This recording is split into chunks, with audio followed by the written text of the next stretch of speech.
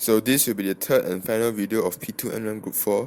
This video will be showcasing the assembly process of the wheelchair project. There are many problems faced by wheelchair users, among which are going up stairs, going up steep slopes, etc. Another problem would be to open up doors or gates. Wheelchair users rely on their own physical strength, meaning that going upstairs, going up slopes, going up curbs require tremendous amount of physical strength, which a lot of them do not possess. Opening doors is also hard because the wheelchair users have to reach forward to open the door, the gate, etc. Therefore, to solve these problems, we have come up with our solution.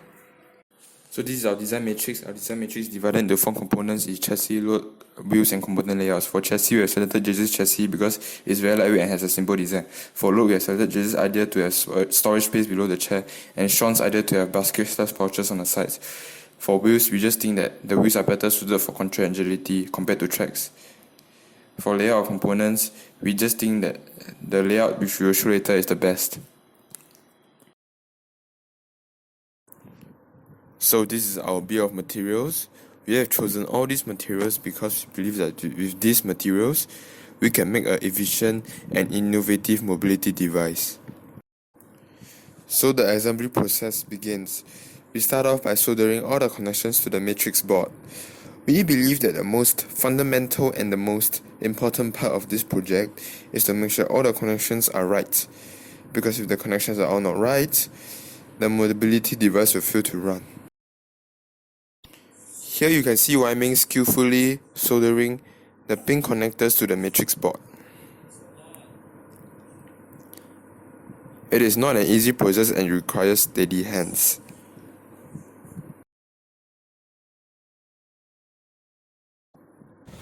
Okay, so fast forward. Whye Meng has soldered all 3 pin joints to the matrix board. Now he has to solder wires connecting the pin joints to each other.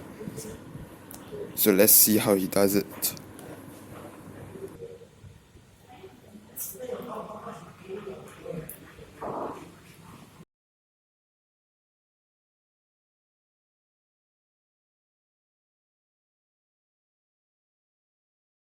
Okay, so the gearbox we have selected for our application is the Tamiya 70168 double gearbox.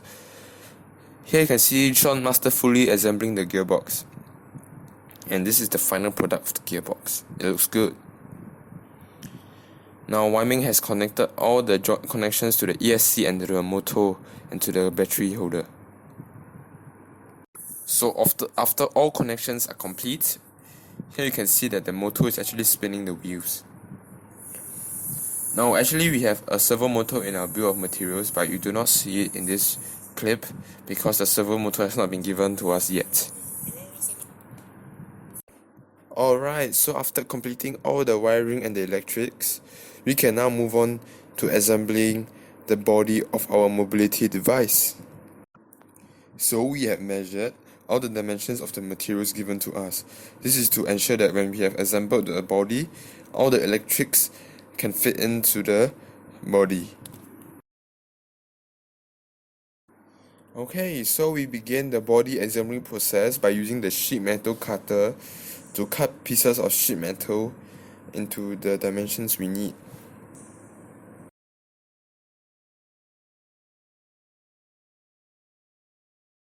Here you can see Shawn cutting the sheet metal, and you can see he's very proud of his work.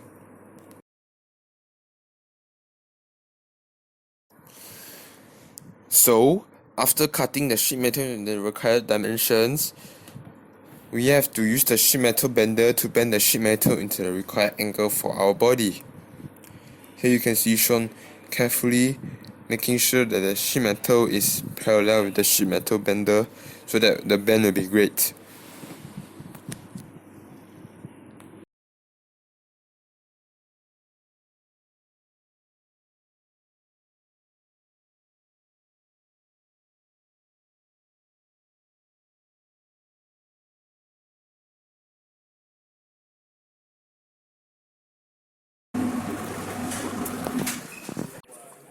As you can see here, JJ is building the platform to place at the bottom of our chassis.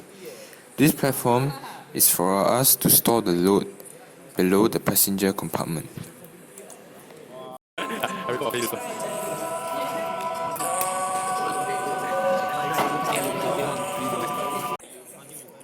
As you can see, Zhi Yong is punching holes so that we can revert the chassis in.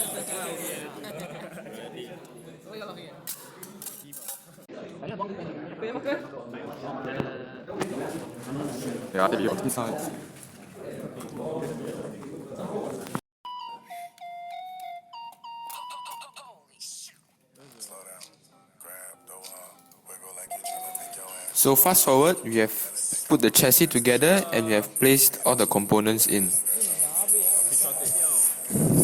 Now you can see Whye Meng setting up the connections inside the body and making sure everything's okay.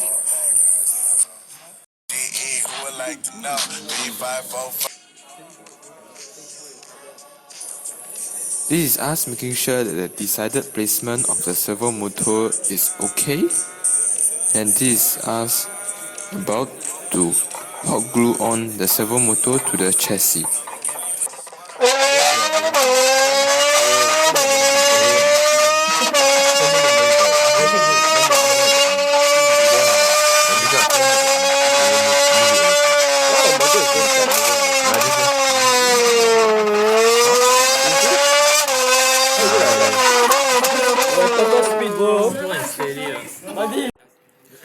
This is us testing out the prototype with the hook attached.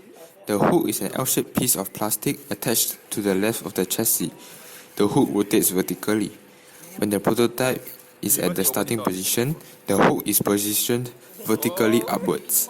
When the prototype is moving, it will remain vertically upwards until the prototype hits the gate, where the hook will fall forward and land on the top of the gate.